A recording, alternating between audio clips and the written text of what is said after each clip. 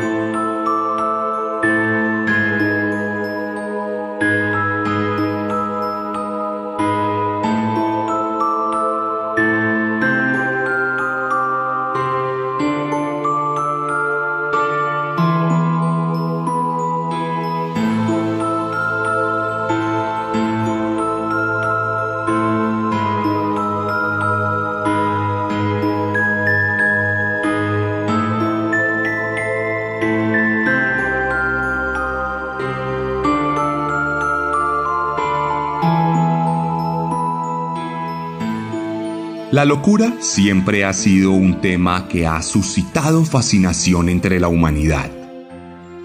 De ella se han hecho estudios científicos, psicológicos y sociales, pero también se han esgrimido poemas, canciones y auténticas obras de arte.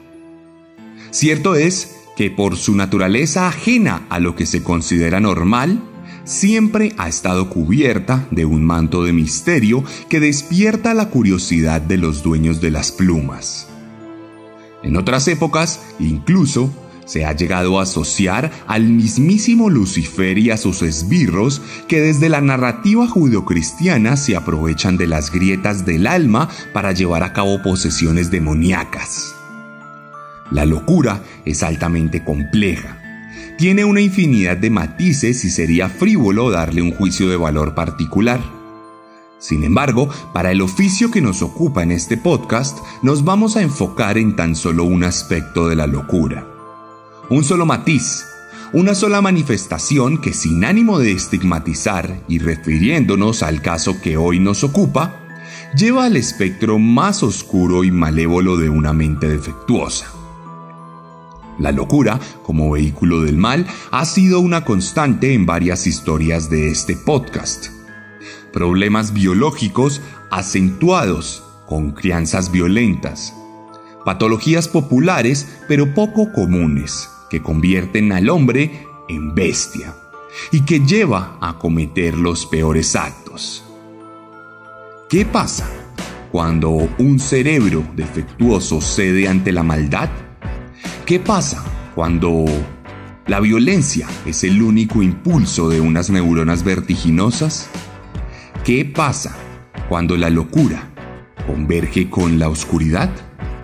Aquí ya lo sabemos, ya lo hemos experimentado, pero hoy será un nuevo motivo para abordarlo. Bienvenidos y bienvenidas a la 35ª entrega de Serialmente en su tercera temporada. Capítulo 110 de un podcast con contenido muy gráfico.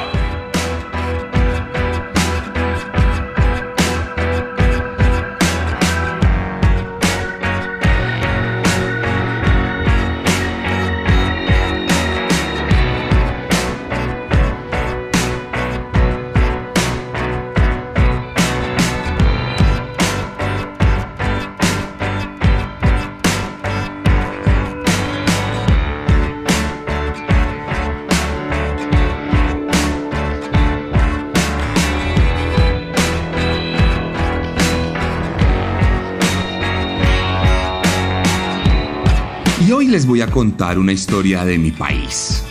Una historia muy reciente, por lo cual no se sabe mucho del trasfondo de su protagonista, pero que nos permite viajar a las fauces más misteriosas de la mente humana. Hoy les voy a contar la historia de Johanny Alexander Acuña. El loco de la piedra. Estaba durmiendo y una vez me tiraron una roca en la cadera, que como usted dice, estamos 10 por la gracia y en el Espíritu Santo. Me pegaron un rocazo en la cabeza. Dormido. Y me levantaron con una piedra en la cabeza. El soto, botadito, solito. Como quien dice, el cuello se piró y tiró abajo y perdió feo. Hace más de uno le ofrecieron plata por matar a cualquier otro piro por ahí caliente. Esa piñala me la metió una mujer, vea, una mujer.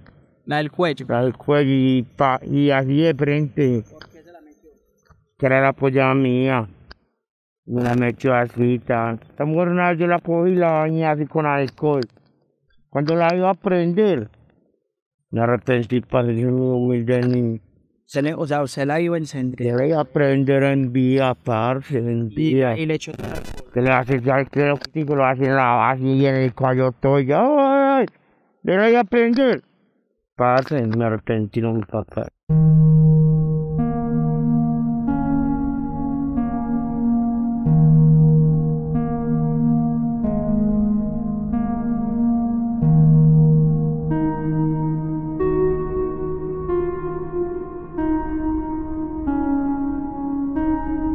Esta historia que les voy a contar hoy surge de las entrañas más recónditas del submundo antioqueño. Pululó entre las cornisas de la opinión pública y además de que fue eclipsada por acontecimientos más multitudinarios, la verdad es que también se dio en un contexto que usualmente es invisible para los ojos clasistas de la sociedad.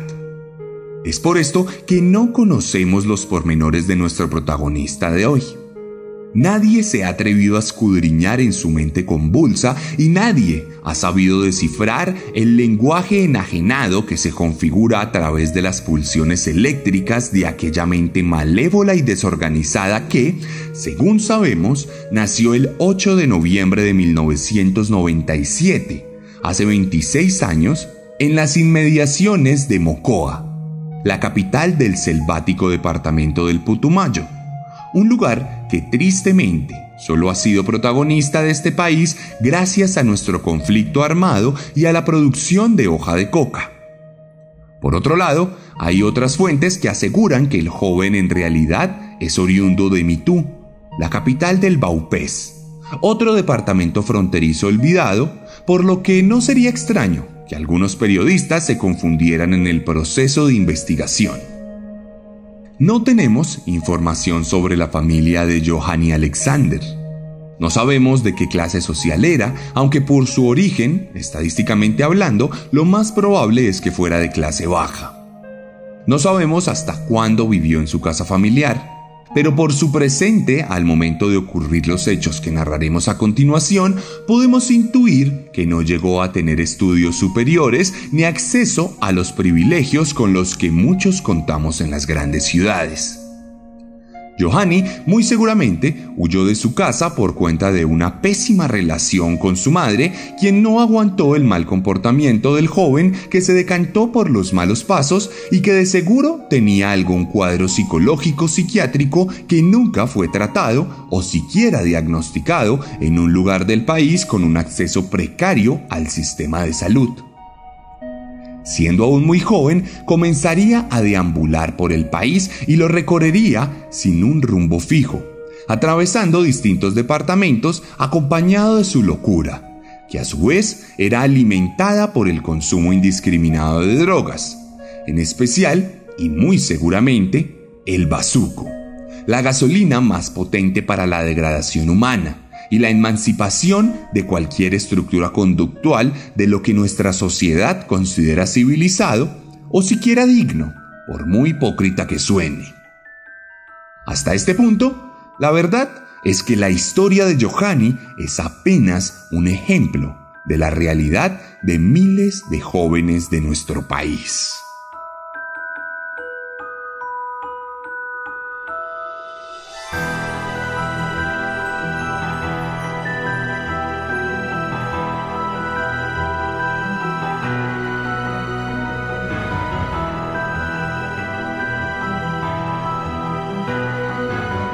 Se dice que durante este periplo y siendo aún muy joven, nuestro protagonista sufrió un fuerte ataque en medio de las tinieblas de una noche de esas en las que los demonios se apoderan de Colombia. Se dice que varios hombres lo golpearon al punto de dejarlo agonizante en un andén, ensangrentado y purulento. Se dice que allí pasó varias horas tratando de recuperarse y que a pesar de que pidió ayuda, no fue asistido por nadie, pues su naturaleza feral era vista con malos ojos, por lo que no hubo auxilio y el tormento se prolongó lo suficiente como para llevarlo a otro estadio de la locura. Johanny Alexander entonces logró levantarse y continuar su camino.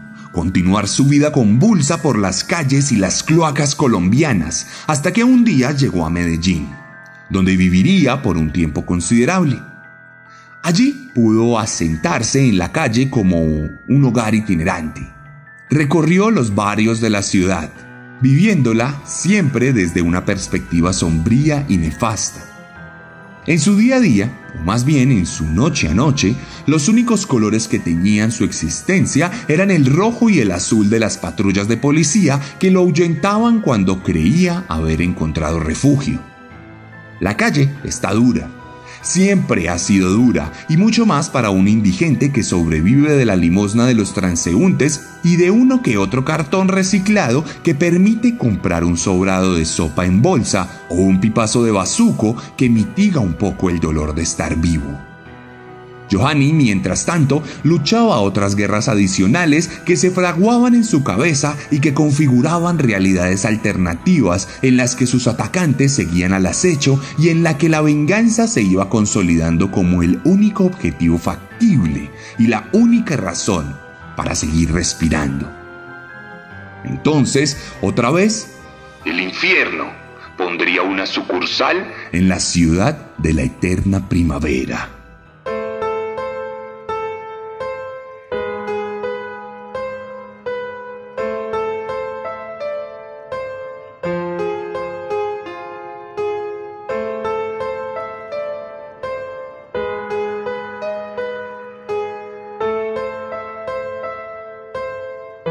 El 15 de abril de 2021, a las 3:28 de la madrugada, César Augusto Tobón se encontraba durmiendo al lado de la parroquia El Sagrario, en el barrio Sevilla de Medellín.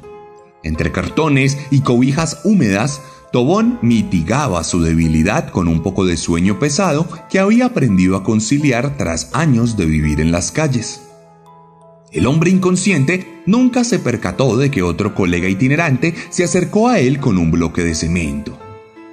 Mientras soñaba plácidamente, su vida fue desgarrada por 3 golpes certeros a la cabeza que le fracturaron el cráneo y que pulverizaron su maxilar inferior, convirtiendo su cabeza en una masa tumefacta e informe que manchó de escarlata las calles de la ciudad.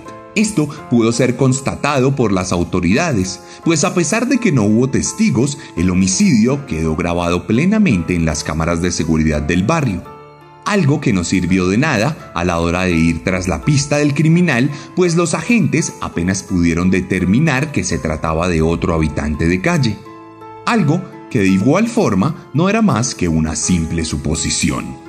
Siendo este un crimen de una persona en estado de calle, la verdad es que el caso no llegó a ningún periódico ni tampoco a ninguna oficina de la fiscalía que verdaderamente se preocupara por dar solución diligente.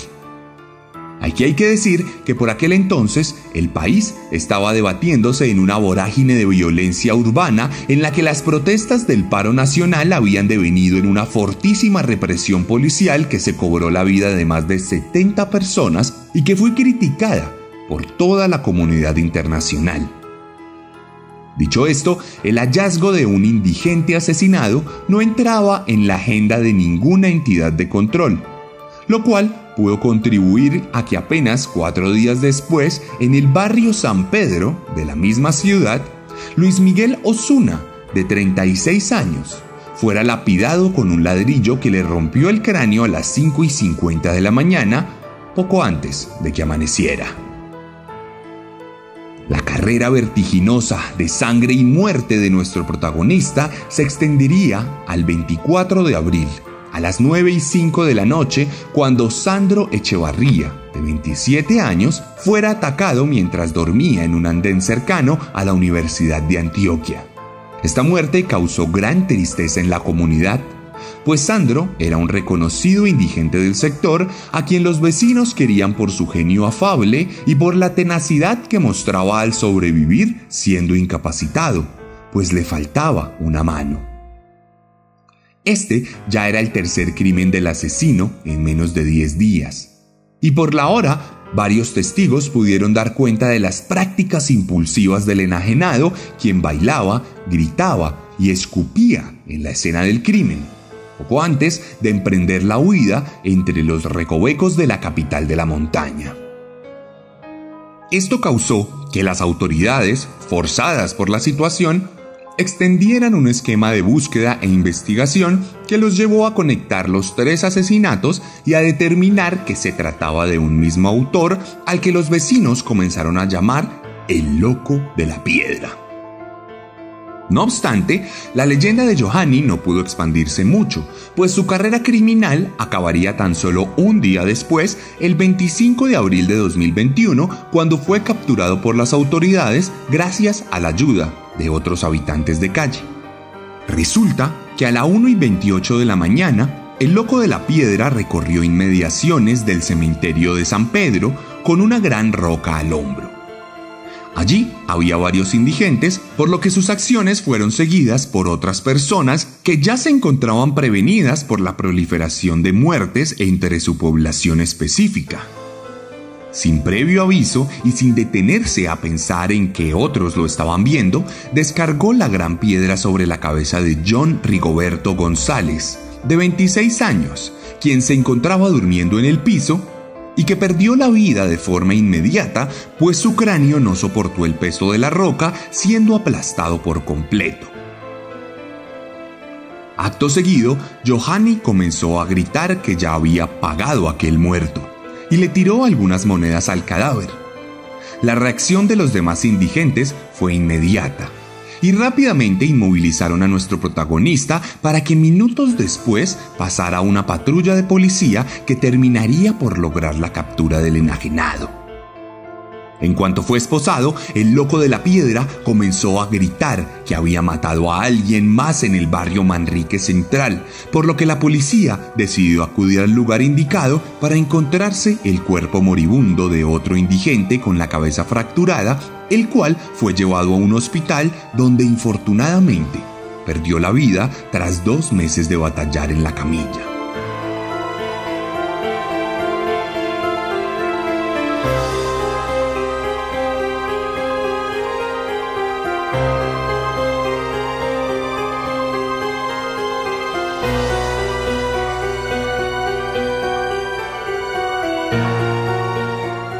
Los patrulleros no se encontraron a un asesino metódico.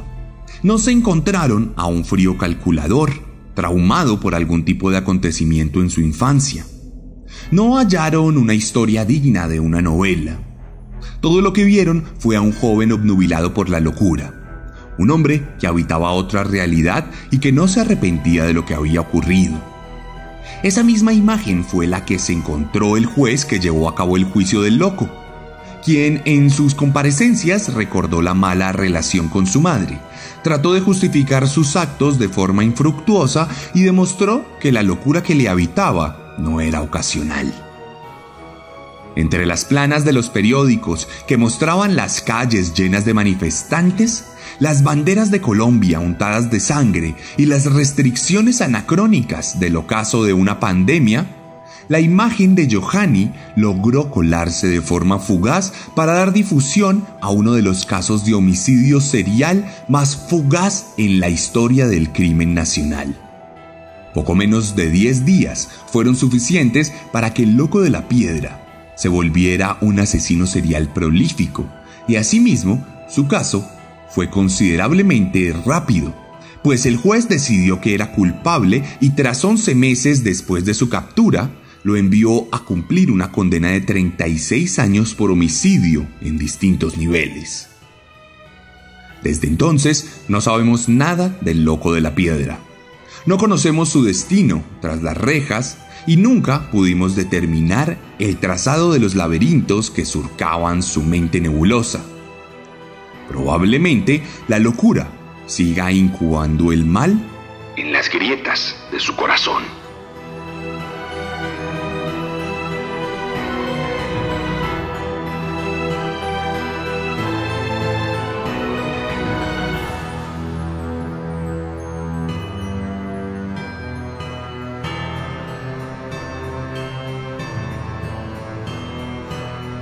Y para contar esta historia me basé en un libro que ya les he recomendado muchas veces. Me basé en una nueva edición de Los monstruos en Colombia sí existen. Una de las mejores recopilaciones sobre asesinos seriales de nuestro país. Ya les he hablado de este libro, pero esta vez, y con motivo especial de la Feria del Libro que se viene, hemos invitado al autor de esta obra investigativa y de difusión que tantas historias nos ha regalado. Esteban Cruz es antropólogo, magíster en historia y docente. Escritor de varios libros, muchos de los cuales han sido catalogados como best sellers, que tratan sobre temas oscuros y secretos de nuestro país.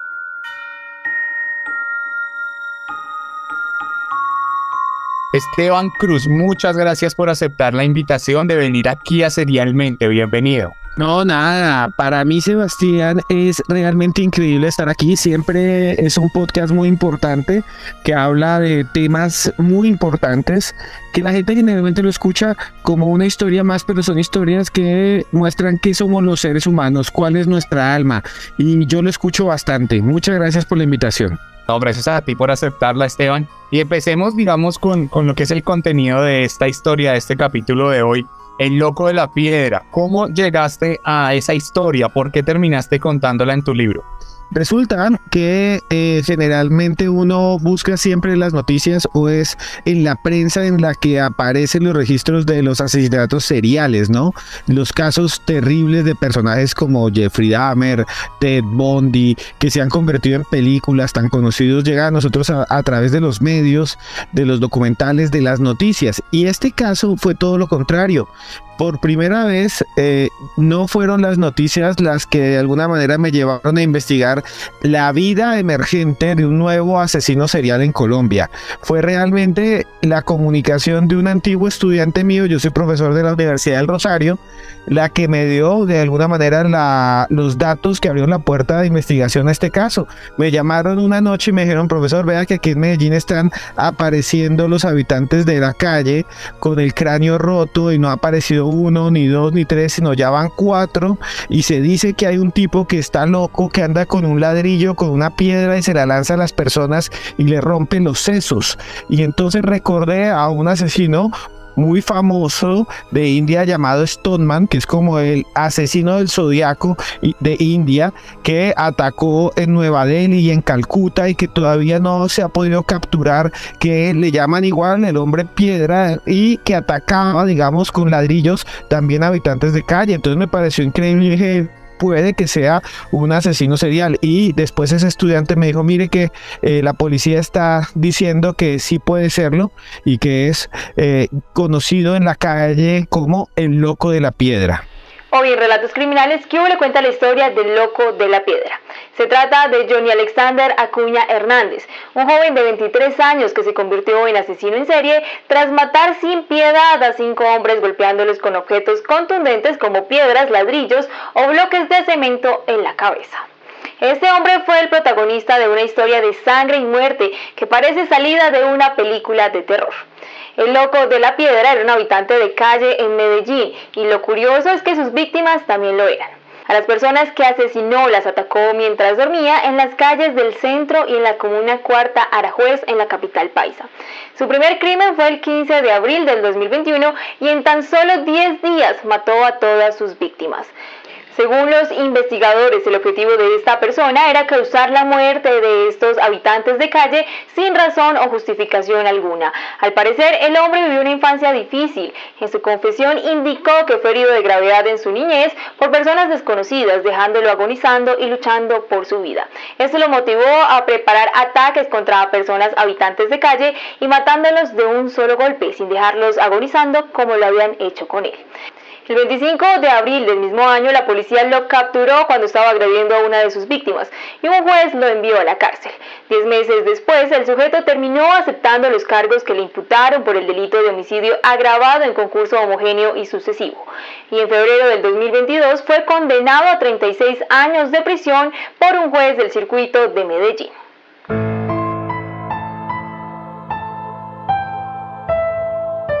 ¿Y cómo fue el proceso de investigación para luego pasarlo al libro? ¿Cómo fue ese proceso, digamos, de capturar toda la información que te llevó, digamos, a tener todo el espacio para luego transcribirlo y volverlo una historia más de este libro de Los monstruos en Colombia sí existen?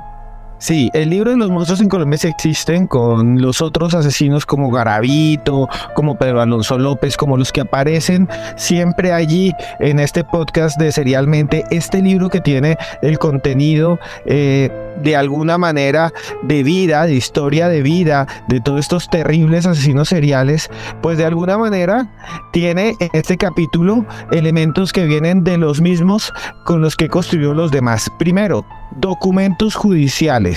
Yo siempre busco los documentos judiciales porque mal que bien el CTI en Colombia, la Fiscalía, la Procuraduría en otros países, ¿no? Son de alguna manera entidades que legalmente buscan rastrear hasta el último detalle de estos crímenes. Y allá aparecen cosas que uno tiene que tener mucho cuidado con mostrar, que son realmente terribles. Para mí me afectan un poco, como las fotografías, como los croquis criminales, como las entrevistas, y eso me dio, digamos, mucho material. Otra parte de material fueron de los periodistas de allí, de la ciudad de Medellín, que investigaron el caso del loco de la piedra. Estos periodistas fueron de alguna manera los primeros en entrevistar testigos, y tal vez por eso este capítulo tiene esos elementos tan testimoniales. Van a encontrar en este libro la voz del loco de la piedra, y a mí me parece increíble lo que hace este muchacho, que es que cuando lo capturan, según los policías, ellos mismos como testigos dicen: mire, es que fuimos a capturarlo infraganti porque estaba con una roca, con un ladrillo, lanzándoselo a un hombre al lado del hospital de Medellín, y muy cerca también después, en otro caso, en otro momento, en otro ataque, al lado del cementerio de San Pedro, que es el cementerio más antiguo, el cementerio patrimonial, por lo menos de Medellín, si no el más antiguo.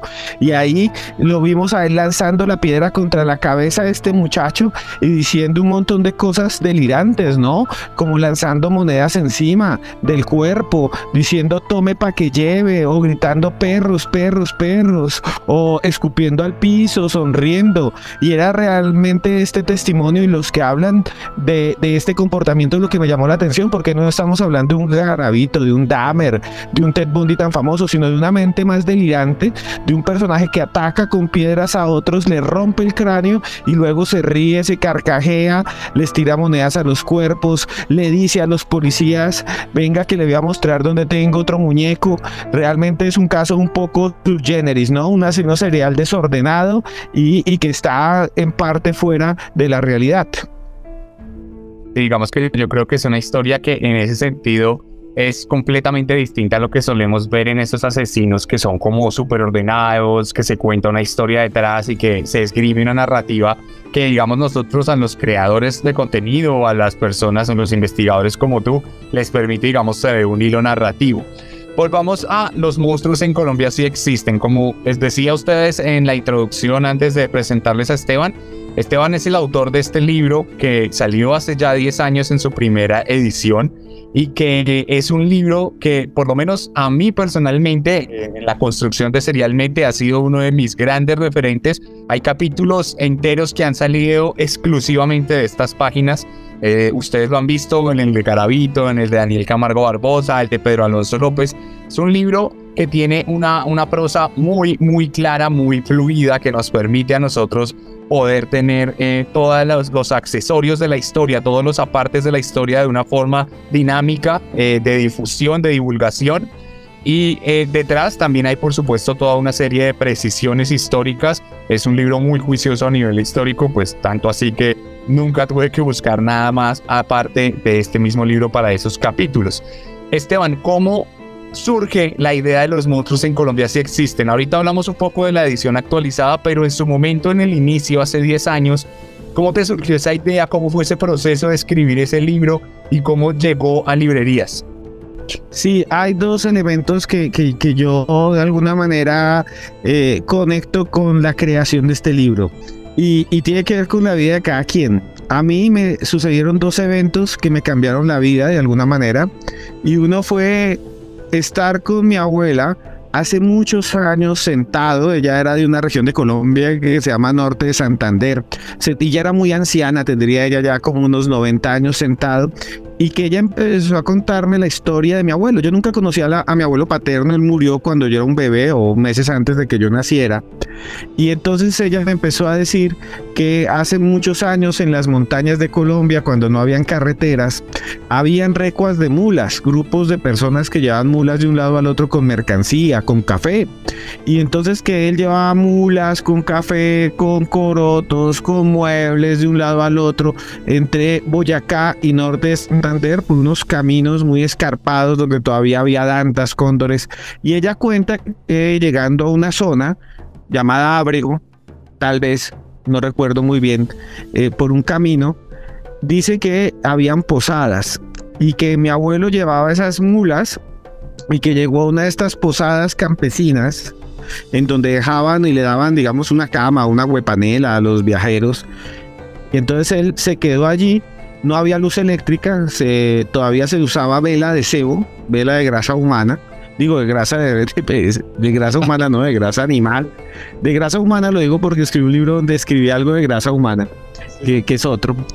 Y hay un asesino en serie mítico de Perú que es el Pistaco, ¿no? El ladrón de grasa humana, que es interesante también para un futuro, que ataca en los caminos también. Y entonces, claro, colocaban estas velas de res que olían horrible a mortecino. Entonces él dice que pues le olió muy mal la casa, pero pues no le llevó más impresión que mi abuelo se acostó a dormir allí sobre el suelo en una estera. Era una región muy humilde y unos tiempos muy precarios. Apagó la vela y que entonces estiró la mano sobre el suelo y sintió una especie de melcocha y el olor era todavía más nauseabundo. Entonces dijo, ¿por qué si ya no está encendida la vela, la esperma huele tan mal y mis manos están llenas de esa masa melcochuda que además huele muy mal? Se llevó la mano a la nariz y sintió un olor muy fuerte, metálico, corrosivo, desagradable, vomitivo. Y entonces dijo, voy a encender otra vez la vela, y encendió la vela, iluminó el suelo y había un reguero de sangre, un gran charco de sangre coagulada que llegaba a un camino que era la puerta, y entonces otra puerta abrió lentamente y se dio cuenta que adentro había una gran cantidad, o él decía por lo menos una mano, un brazo, varios cuerpos humanos descuartizados. Él se asustó y se lanzó por la ventana y salió corriendo. Y después de unos años le contó a otros viajeros, a otros de estos arrieros que recorrían las montañas, y le dijeron, sí, Lo que pasa es que en esa montaña, en ese camino, en esa casa, el que se quedaba ahí lo mataban y lo descuartizaban. Y muchos fueron asesinados entre esas montañas colombianas y les robaron las mulas y les robaron todos, pero además los descuartizaban y mataron a cantidades. Y entonces me quedé pensando en cómo podía existir eso y de alguna manera lo asocié con los asesinos en serie, ¿no? Estaríamos hablando de que este fenómeno está en toda la historia y que muchos casos nunca serán narrados y que quedaron ahí. Y dije, voy a narrar casos colombianos como el que le pasó a mi abuelo, que seguramente escapó de un asesino en serie o de una banda de criminales asesinos. Y el segundo caso, muy rápido para contarlo, es que cuando estaba en la universidad conocí a un criminal muy famoso. Lo conocí porque también estudiaba en la universidad. Nunca supe que era un criminal, no lo voy a contar aquí porque pues es un problema, o puede ser un problema. Lo conocí, hablé con él y me impresionó.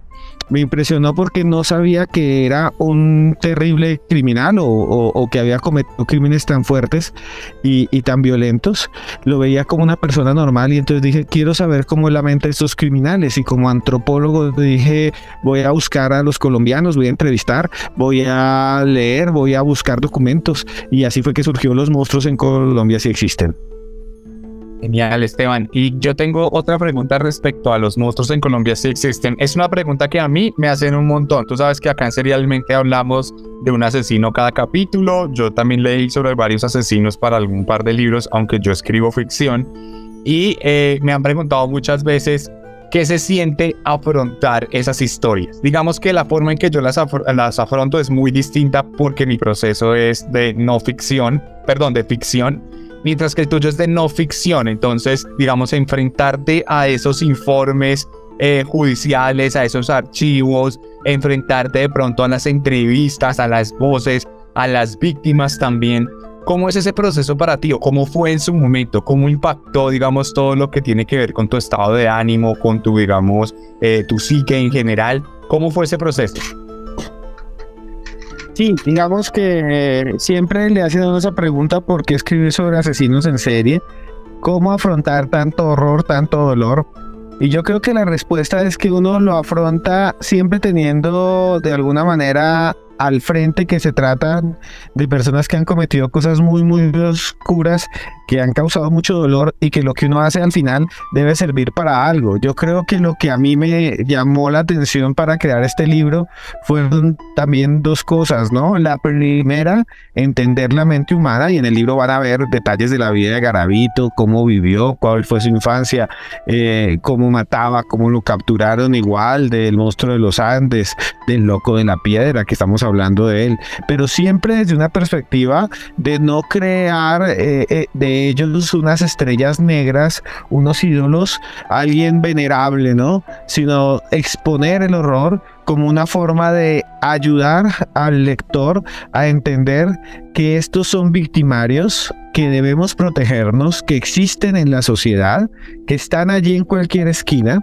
que realmente es una realidad. Estos no son ovnis, ni fantasmas, ni nada más, allá que seres humanos crueles y terribles que pueden destruir familias enteras en un segundo y que merecen estas historias ser enfrentadas, ¿no? Es como un espejo negro, ¿no? Es como ver el abismo. Yo creo que si uno ignora el abismo termina cayendo, ¿no? Si caminas por la cuerda floja y no miras de alguna manera que existe un abismo, no te das cuenta del peligro y en cualquier momento te caes y no te das cuenta y te mueres. Yo creo que hay que saber que existe la maldad para poder ir por el camino del bien, y eso es lo que yo traté de hacer en el libro de Los Monstruos en Colombia Si Existen, entrar en la mente de estos criminales, no para vanagloriarlos ni para hacer un conteo de muerte que le gusta a mucha gente, que no, que mató 120, no, que mató 200, no, que mató 20. No desde ese punto de vista, sino de un punto de vista humano, de ver que hay esas oscuridades, que hay esos lugares, esos resquicios donde de alguna manera, pulsiones retorcidas de estos personajes, de estas personas causan mucho daño y hay que abrir la puerta a eso para observarlo, para nunca cruzarla. Y yo creo que eso es Los monstruos en Colombia sí existen, y yo creo que a todo el que le gusten los temas de los asesinos seriales, pues de alguna manera encontrará ahí un texto que lo va a confrontar con esas personalidades y que de alguna manera también le va a proporcionar cierto sentimiento de investigación con ética, ¿no?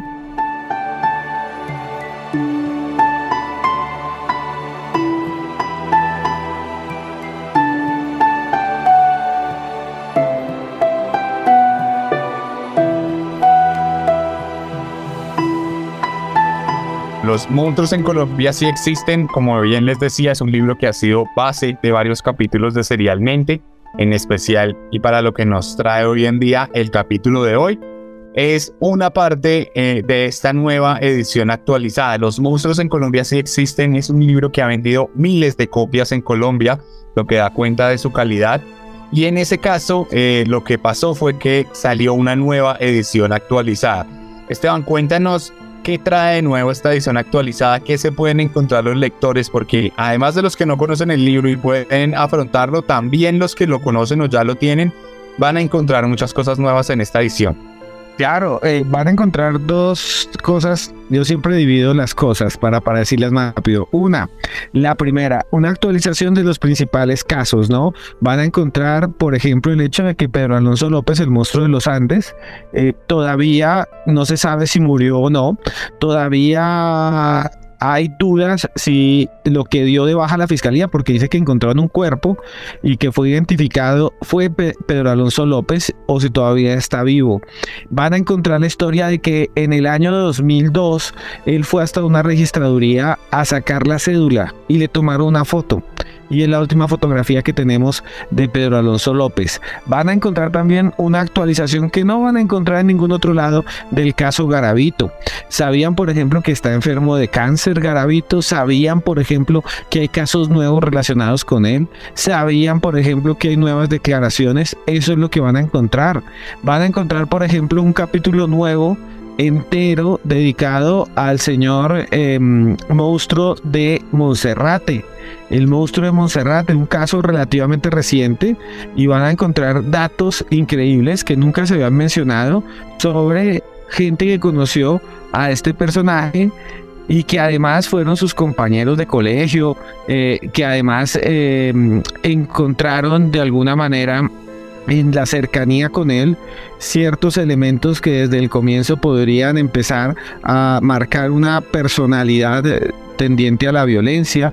Estamos hablando de este señor Freddy Armando Valencia Vargas, que estaba entre los cerros, los que no conocen la historia, los cerros de Bogotá, y que un día una mujer empezó a llamar a su perro que había corrido entre la montaña, y el perro vio con una mano humana llena de armas y gusanos que había desenterrado, que había sacado con sus garras y que traía en sus fauces, y entonces llamó a la policía y allí encontraron una gran cantidad de cadáveres, entre 8 y 9 cuerpos de mujeres bajo el lugar donde él dormía. Van a encontrar datos increíbles de él como nunca pueden encontrar en otros textos, ¿no? Entonces es una puerta que, como les digo, se abre para ver estos horrores, pero siempre con respeto, ¿no? Para de alguna manera conocer la actualidad, la actualización de muchos de los casos más importantes de asesinos en serie en Colombia. Bueno, y les cuento a todos los oyentes de Serialmente que este libro ya está disponible en las librerías.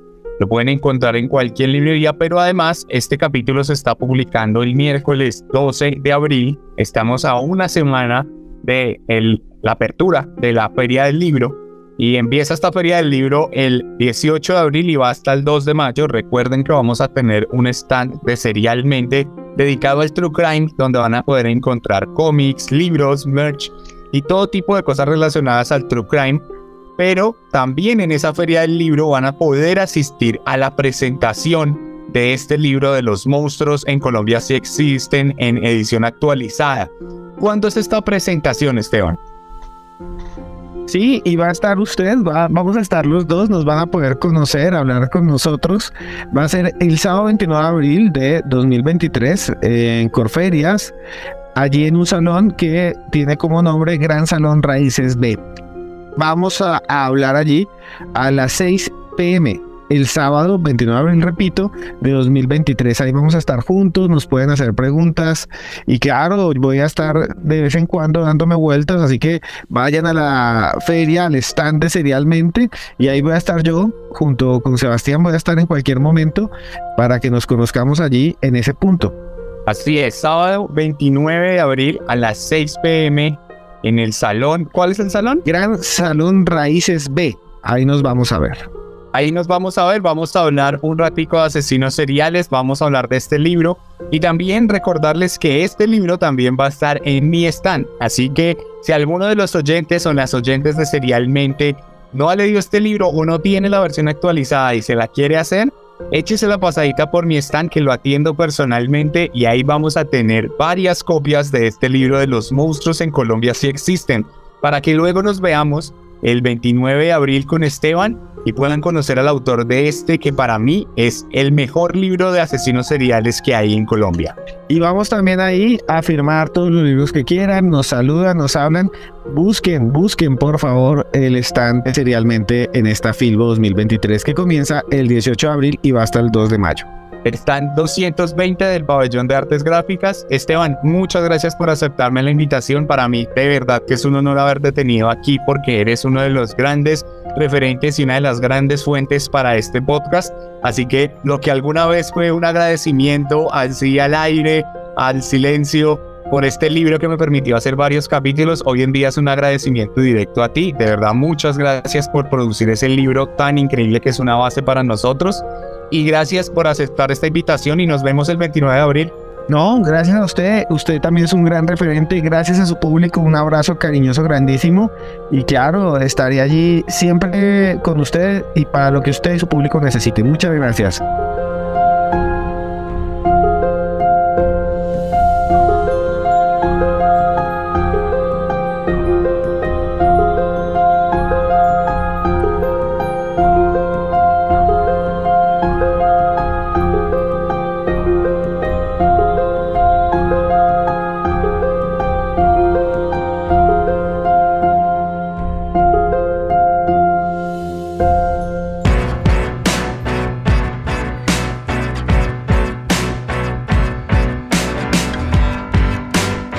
Y esta fue la historia de Johanny Alexander Acuña, aquí en Serialmente.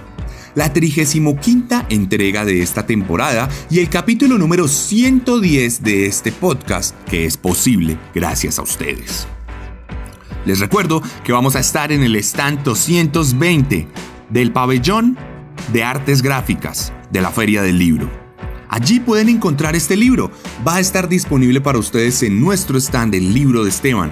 Así que los invito a que se animen a comprarlo en mi stand. Si lo quieren leer, ayúdenme y apóyenme comprando el libro en el stand. Recuerden que la mejor forma de manifestar su apoyo es compartiendo este podcast, compartiendo sus publicaciones, comentando todo lo que subimos para ustedes. Recuerden que en redes sociales tenemos contenido todo el tiempo. En este caso vamos a tener fotos con la historia de Johanny, vamos a tener fotos de las escenas del crimen, vamos a tener incluso un mapa que muestra desde la fiscalía dónde fueron estos crímenes exactamente. Pásese por mi Instagram, @elarracadas, @el_arracadas. Y yo le puedo contar muchas historias más a través del contenido que subimos diario. Recuerde también que estamos en TikTok como @serialmente y también en YouTube como @serialmenteoficial. Si le gustó mi forma de narrar, estoy seguro que le va a gustar mi forma de escribir. Tenemos para usted todos nuestros libros.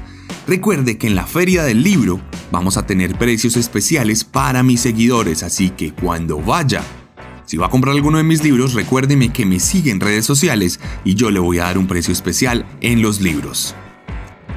No siendo más, nos escuchamos la próxima semana con un nuevo monstruo. Recuerden que a pesar de estar en Feria del Libro, vamos a tener capítulo. Y es un capítulo muy especial porque habrá otro invitado. No siendo más, me despido diciéndoles que recuerden que siempre podemos ser peores.